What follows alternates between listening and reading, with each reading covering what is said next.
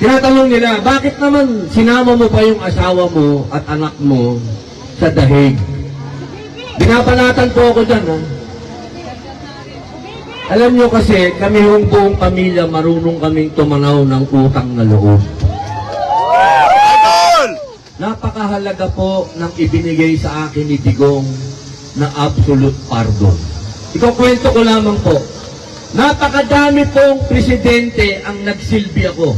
Napakadami. Lahat yan pinagsilbihan ko, pero kahit kailan di po ako tumanggap ng posisyon. Kaya wala po akong bahid ng kahit anuman. Lahat po yan.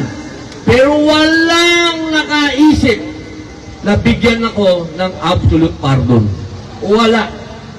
Isa lang. Si Digong lang. Nung pagkapanalo niya, Duterte. Totoo. Nung pagkapanalo niya, kinontak agad ni Senator Bongo yung aking manager, si Betsay Vidanes. Huwag mong sasabihin kay Idol, gusto naming bigyan ng absolute pardon si Robin.